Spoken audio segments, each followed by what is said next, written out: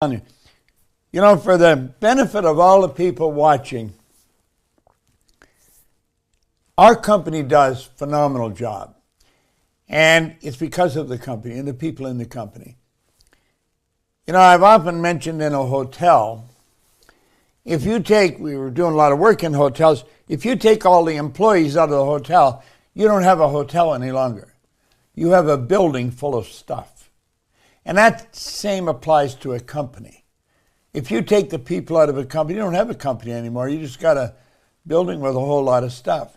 We have such a phenomenal group of people, right all the way through the company. It doesn't matter what their position. And Mikey is an absolutely incredible example of a person that has taken this information and used it. Now I'm going to introduce you to a couple other people today that have taken this information and used it. They've gone down a different road, but doing the same thing.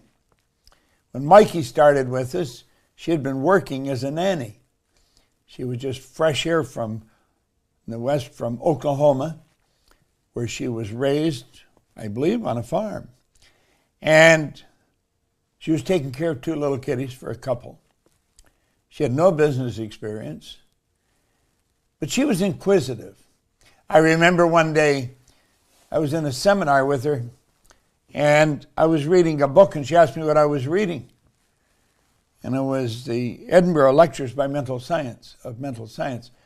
And it's a very, very heavy book. And I said, "Do you want it?" And she said, "Yes." So I just signed the book and gave it to her. Now, I did that with Phil Goldfine, too. Phil Goldfine became an absolute phenomenon in the movie business. Well, Mikey started to study that, and then she started to study everything else. And Sandy raves about just how organized this woman is and what a good job she does. And Sandy, who is our Chief Executive Officer and President, she made Mikey our Chief Operating Officer and Marketing Director. And here's a person who starts out as a nanny and becomes a senior executive in a company we operate all over the world. I think Mikey is an excellent example of what a person can do if they study this information. We have a couple other people that you're talking to here. Tommy Collier was a consultant with our company, and we brought him in as our creative director. Done absolutely creative, just a phenomenal job. I mean, he makes sure all the T's are crossed and all the I's are dotted from a creative perspective. The guy's head is just, it's a beautiful place to go visit, I'll tell you. Arash Busagi had been working, I think, for a printing company. I'm not quite sure about that now, but I think so. I don't believe he had earned 100, or if he had, he just earned 100. Arash is, without question, one of the greatest salesmen and sales managers I have ever met. A great, great leader of people. Well, we have people like that down through the company, and it makes such a difference. I often talk with Sandy Gallagher, who's my business partner, and we talk about how fortunate we are to have the team we have. It makes all the difference in the world. I was talking to Jenna Zweigel. She, an interesting lady. She and her husband have built an enormous company. I was looking one day. She was the #1 earner in network marketing. She had earned more millions than anybody else. Started with nothing. It makes perfect sense that she and her husband, Joshua, should build such a successful company. I like mixing with people who are very successful. Now, by that I mean very goal-oriented, very studious, great students. If you're not a great student, you're not going to go very much further than you are. Now, what I want to show you today, if you flip the slides up, Scott, what I want to show you today, I want to welcome you back here first. I want to show you where I started. The man sat down with me and he wrote an R on a sheet of paper.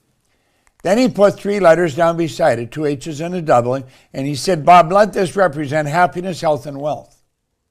Then he asked me if I thought he was a happy person. And I said, yeah, I didn't know him that well, but he seemed pretty happy to me. He said, have you ever seen me sick? And I never had.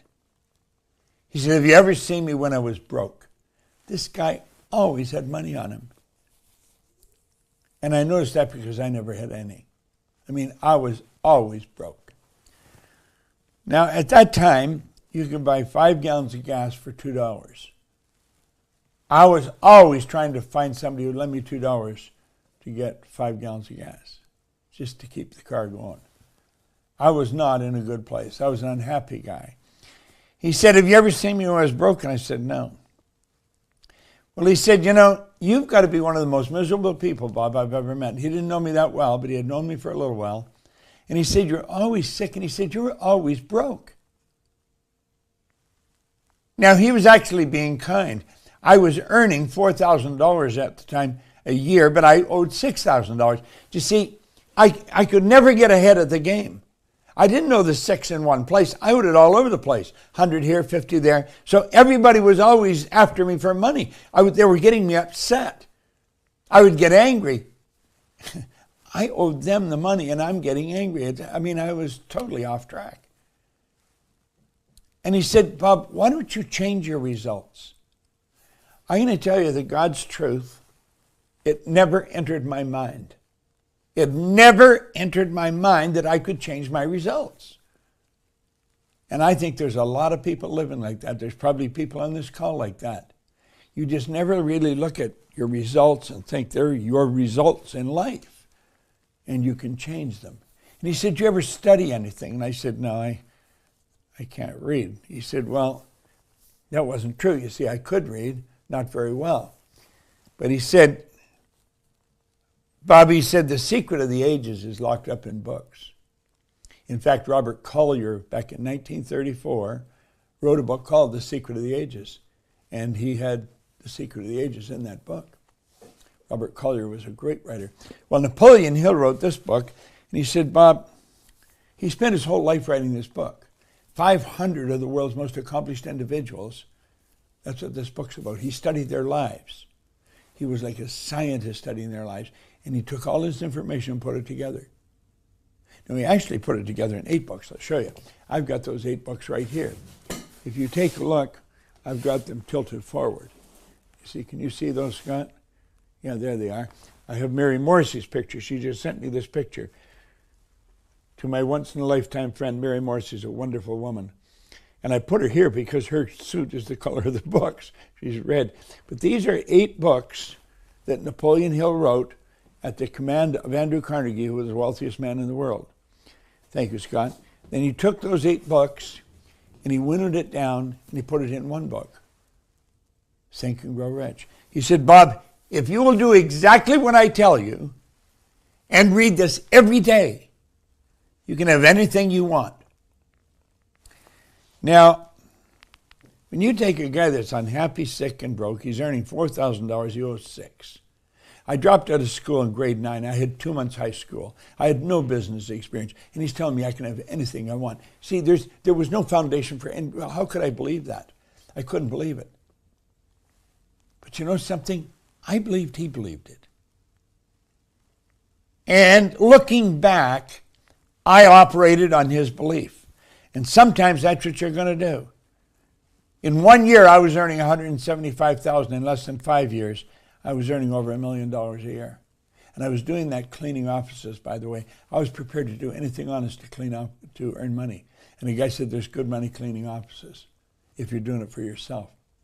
I got into contract, some buckets and mops, and I did it for myself. In 5 years, we were doing Toronto, Montreal, Boston, Cleveland, Atlanta, London, England, earning over $1 million a year. And I was being very irresponsible. I was just throwing the money all over the place. And one day, I come out of the Playboy Club on Park Lane in London, England, because I was living over there. It was right beside the London Hilton. It's gone now, of course. And I'd go in there and play with that. I didn't care if I lost. They usually won. Because I thought, I know where the money is. But it was almost like I had some kind of euphoric experience, and I thought, this is not right what I'm doing. This is just not right.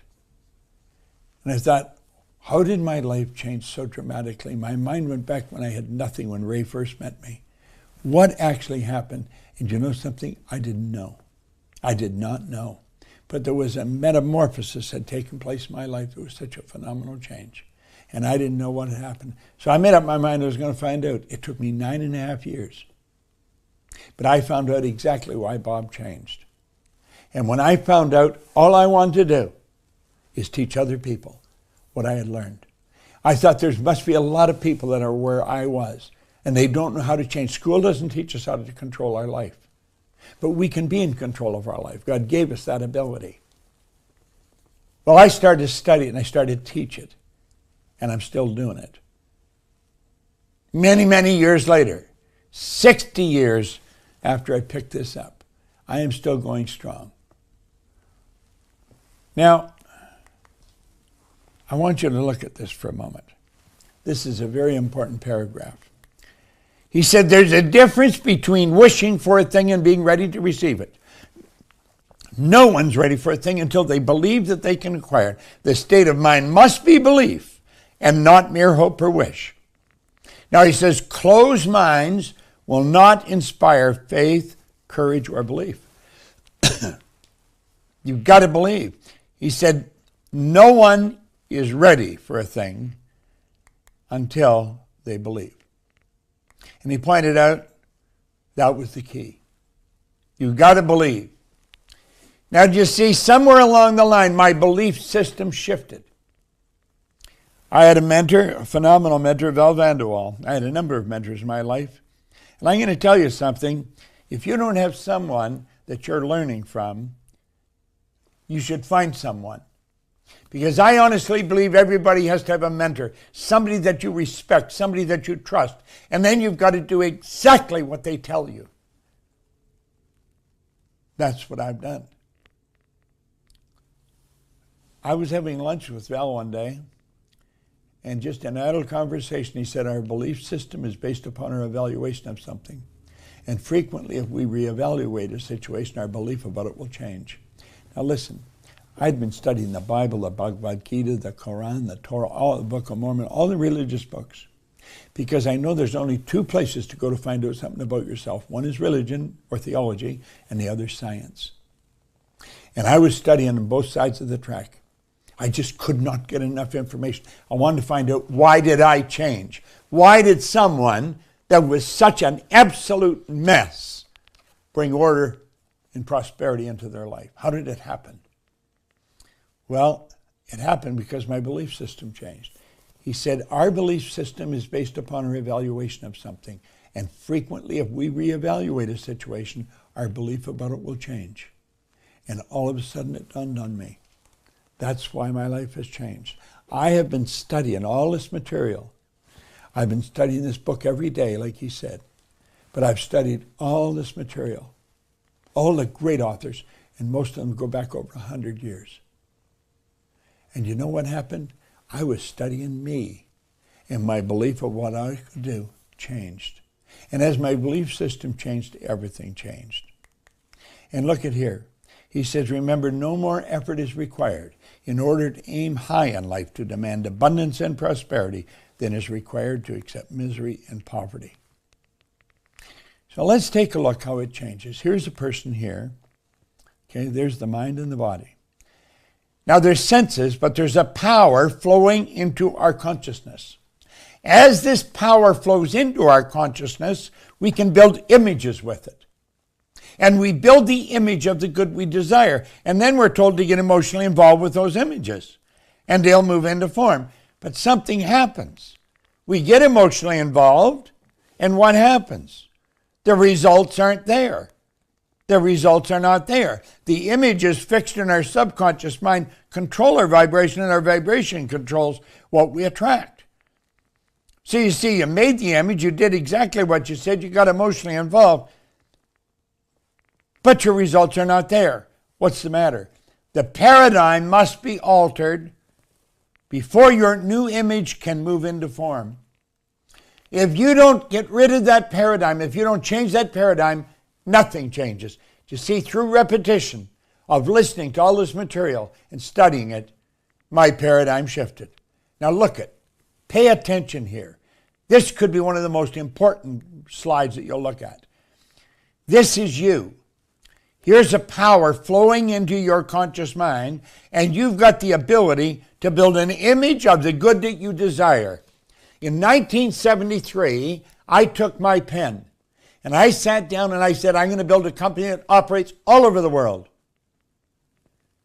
Sandy Gallagher joined me in it was 15, 16 years ago. I've forgotten what date it was. And she bought into that idea. All of our chief executives bought into that idea. It was about a little over a month ago, Mikey Steller phoned me one night. She said, Bob, I thought you'd like to know, we just went into every country in the world. The image was fulfilled, but not by accident. You see, I knew that there was a paradigm there, and I knew I had to get emotionally involved regardless of the paradigm. I had to see the good that I desire. I had to feel it with my emotions. And I knew if I did, if I could plant that image in my subjective mind, that I would realize it in my material world. Spirit always manifests through its polar opposite. Now look at. The image you impress upon your subconscious mind controls your vibration. Your vibration controls what you attract. And that's where your results come from.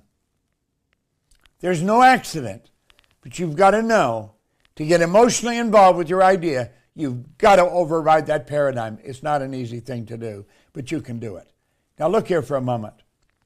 Many people believe that success is a matter of being in the right place at the right time. I talked about Jen Zweigel. She wasn't in the right place at the right time. She recognized an opportunity and acted on it. That's what I did. I'm going to introduce you to a couple of people who've done that. See, many people believe that success is a matter of being in the right place at the right time. I'm going to tell you something. You've got to believe that you're in the right place at the right time. You've got to be aware of it. You've got to be aware that you are in the right place at the right time. I believe that there's opportunities surrounding you all the time. Now look at, pay attention here. We're talking about levels of awareness. We talked about that the first day. You've got to create awareness. Well, there's many levels. You start out on an animalistic level, and you end up here on a master's level. So you end up, I just held a little baby. My little great-granddaughter was here. I was holding her in my arms. She's only 6 months old. Little tiny baby. She reacts to everything in life. Her parents respond to everything in life. That is the difference. That's what you grow. You develop it. You see, when you react, it's fight or flight. When you respond to whatever's happening, you think and plan. So when things happen around you, you don't react to it. You respond to it. Now look at. You go to the next one, and you're following. I got to fix that right now. It's not right. Hold on.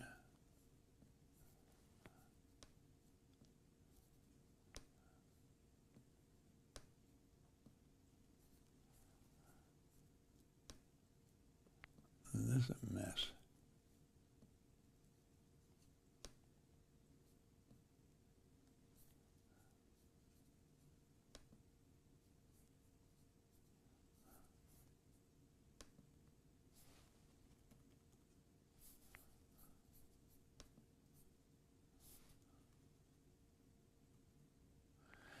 Well, the second one is follow the masses. I'll have to fix it later. It's too tricky there. You go from reacting to following the masses. That's where the paradigms really come up. Now, something happens. You're following the masses. You're locked in. You're following the crowd that you're hanging out with. And something happens inside of you. You aspire to something greater than what you've got. That aspiration is a desire for something greater than what you've got. That happened to me when I was given this book. Something happened inside of me. I aspired for something greater than what I had. I developed a desire for something. And that desire came to me. And then, why does it come? Because you're an individual and you want to express your uniqueness as an individual. You are God's highest form of creation. There is nothing like you. You are unique. You want to express your uniqueness. Now look what happens. The desire wants to express itself because you want to express your uniqueness, and the paradigm's pulling you back. The paradigm pulls you back, and the desire is pulling you ahead. So it's back and forth, back and forth. And what happens? You realize that if you have discipline, if you give yourself a command and follow it, you're going to win. But you know something? You start that, and the paradigm pulls, and the discipline dissipates. It's gone. And you find, again, that it was just a wish, and you're stuck. You're absolutely stuck. Pull that down.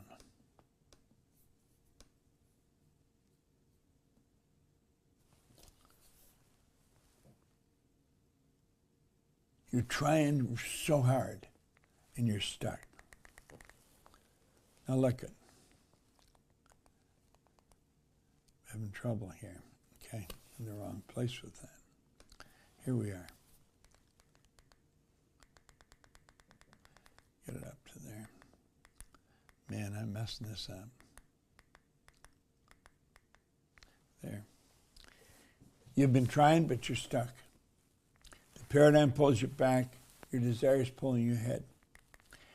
And then one day you realize that you can change all this. Discipline is the ability to give yourself a command and follow it. Wants and disciplines must be connected. If you really want something and you're not disciplined, you're going to have trouble. You're just going to cause yourself frustration. You've got to bring discipline into your life. Discipline is the ability to give yourself a command and follow it. Now look at. When you do that, and you start to see that the discipline is falling apart and it's turning into a wish, you just say no, and you stop it right there. You just stop it right there. And you say, this is it, I'm going ahead. And so you move ahead and you get up into an experience. That's where you really learn by the experience. Your actions change your results. You see, you took a new idea and you acted on it. And everything in your life started to shift. Everything shifted. Your whole life changed. And here you find yourself now in control. You think and you plan. You're responding. And everything in your life changed. Now, there's only two ways to change that paradigm. Look at here.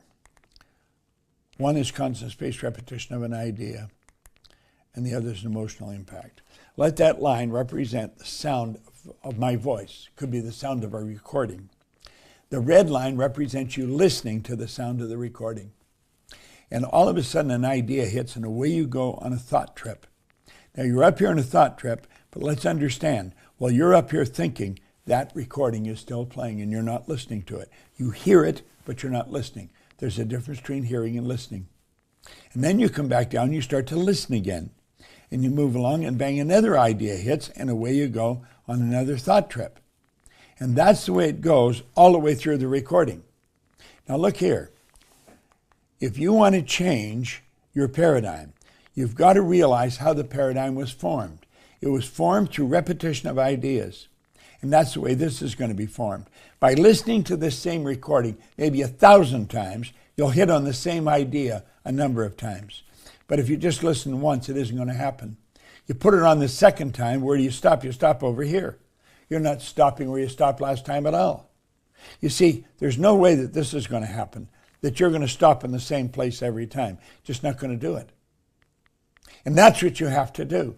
So it's the repetition of playing this over and over and over again. Now understand, it's 5% strategy and it's 95% mindset.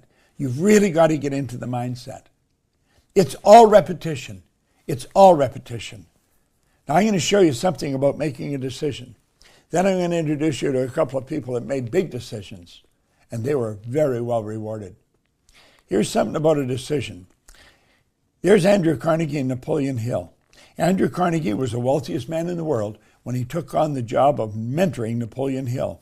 Now, Napoleon Hill was a young reporter for a magazine, and the magazine was doing an article on wealthy people. Hill lucked out. He got a 3-hour interview with Andrew Carnegie, who was the wealthiest man in the world at the time. What he didn't know is that Andrew Carnegie was looking for someone like Napoleon Hill. He was looking for someone that would quote and write the laws of achievement. He had interviewed over 250 people, and he never found the right person. But while Hill was interviewing Carnegie, Carnegie was sizing up Hill. At the end of the 3-hour interview, Andrew Carnegie said to Napoleon, he said, "This interview isn't ending, it's just beginning. I want you to come home with me." And he took him home, and for 3 days, he explained how he became the wealthiest man in the world. He had come from Scotland as a little boy with his parents. Family had nothing. They started out with nothing. So here's a little boy, moved to the East Coast of the United States from Scotland, and they had nothing. And he became the wealthiest man in the world. And he took 3 hours and he explained the whole philosophy to Hill. And then at the end of the 3 hours, he said, "Napoleon, I'm going to ask you a question. And I just want a yes or a no answer." Listen carefully. He said, "I'm going to ask you a question, and I just want a yes or a no answer." What he didn't tell him is he only gave him 60 seconds to answer the question. If you're going to come to work with me, and you take longer than 10 seconds to answer a question, I don't want you to work with me, because I'm following the principle he followed.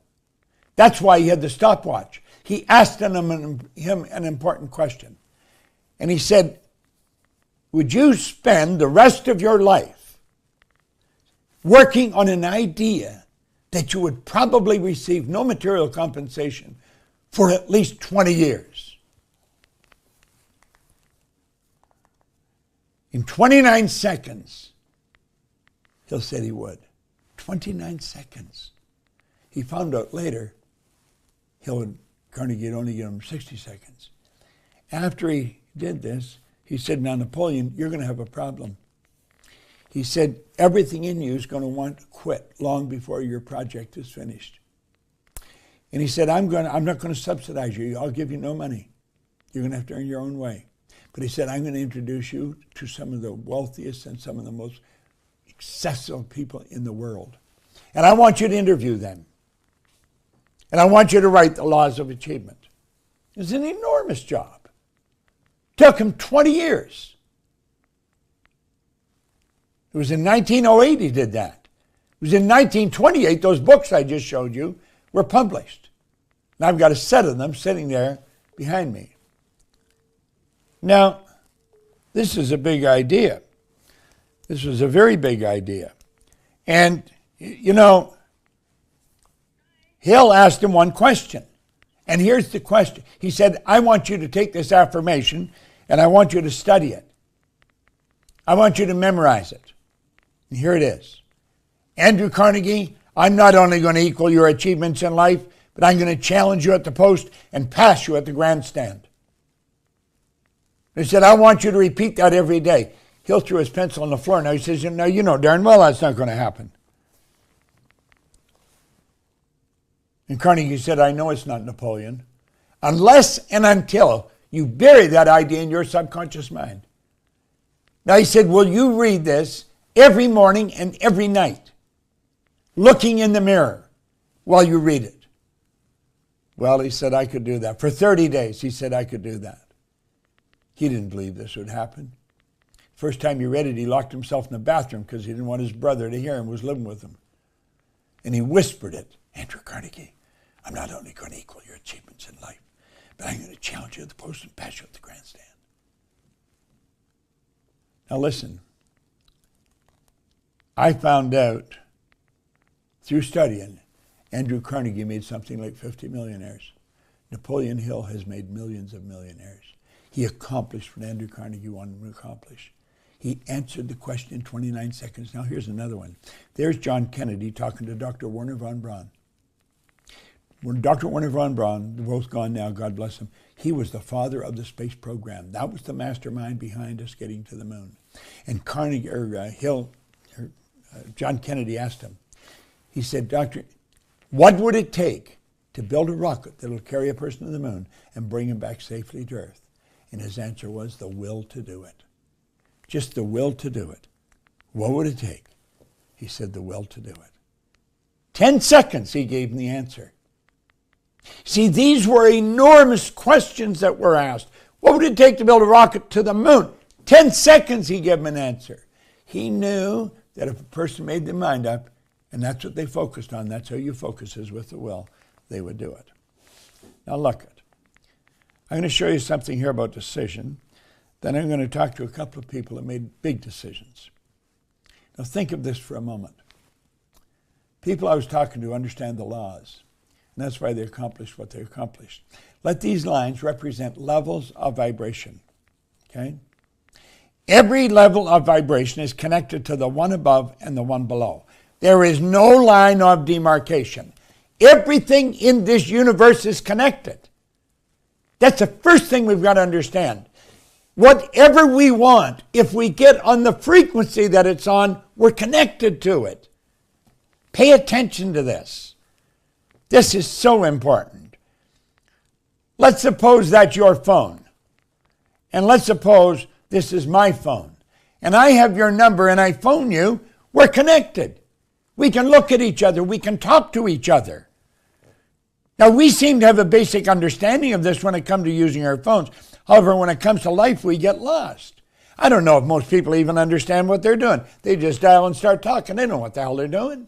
They don't understand that they put themselves on a frequency, that that's what this phone does. They don't know that. Now think. If that works there, where else would it work? Well, let's look and see where it works. There's levels of vibration, and they're referred to as frequencies. We think on a frequency.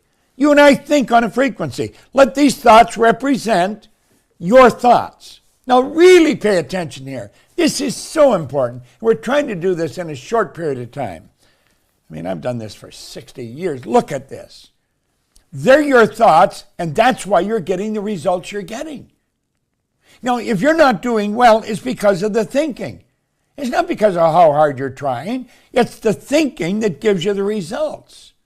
And you'll say, well, that's not what I want. This is what I want. Well, I mentioned that before. My mind is a center of divine operation. Divine operation is always for expansion and fuller expression. There's something in me, there's something in you that's never satisfied with where you're at. There was a little boy, my grandmother pretty well raised me, and Grandma used to say, you should be satisfied with what you've got. Now, she was a dear woman. She was just like an angel of God. And this came one time when she was sleeping and took her home, but she was wrong. You should never be satisfied. You should be happy with what you've got, but always dissatisfied. You see, it's the spirit within you wanting to express itself in a greater way that causes a dissatisfaction. You say, that's what I want. Now, here's where the mistakes fly in. That's what I want. I'm going to get it as soon as I get the money. I want you to look around the room you're in. I'm thinking you're probably at home. I'm in my studio. I see chairs and tables and cushions and cameras. I see them all over the place. Do you know I don't need anything that is in this room? Do you know why I've got it? I got it because I wanted it. You don't need anything that's in the room you're in. Well, there may be one or two things you do need, but you got it because you wanted it. When you really want something, you will always find the money for it. That's a law. Write that down. For goodness sake, write it down and don't ever forget it. When you really want something, you will always find the money. When you say, that's what I want, and I'm going to do it as soon as I get the money, you're on the wrong track. And pretty soon, you're saying, that's what I want. And then you're making this decision. The decision will fade long before you get it. And pretty soon then, the decision fades. And then next thing, the goal fades. And you never went there at all. No. Why not? You're on the wrong track. You see, you're thinking down here on this frequency, and your goals are way up here on this frequency. Now pay attention here. That'd be like listening to an AM band on your radio and wondering why you're not getting FM music. You're never going to get FM music when you're on an AM band. You're on a frequency that's much too low. Well, when you're talking about the results you're getting, that's a frequency that's much lower. You got to go on that higher frequency. You got to get up there and you got to think and act like that. You've got to begin to think and act like the person you want to become. Now pay attention to what I'm saying. You got to make a committed decision you're going to do it. Then you've got to think and act. Now what happened here? You're thinking up there and you're not down there anymore. Here's the thing. What about all your friends down there? What are they going to say when you start thinking and acting like this?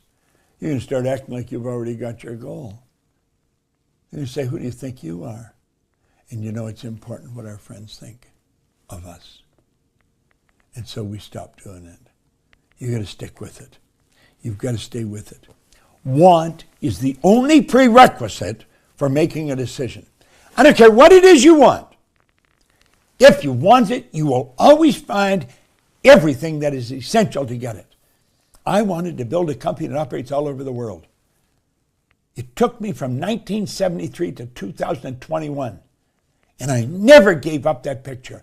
I knew that if I held the picture in my mind, it had to happen. And look it. You keep doing this. That's why successful people make decisions so fast. That is why. That is why Dr. Wernher von Braun told President John Kennedy that he needed to make a decision to go to the moon. All he needed was the will to do it. That's all you need to get to where you want to go. You just have to control the flow. You're a massive energy. You're God's highest form of creation. And when you start to control the flow, you're away. You're away to the races. Now, I've talked about some interesting things. I'm going to introduce a lady right now, Julie Carty. Now, listen. I want you to listen carefully. You remember I said early in the presentation, sometimes you may have to quit the job you're at to get what you want. This lady had a very good job. I mean a real good job.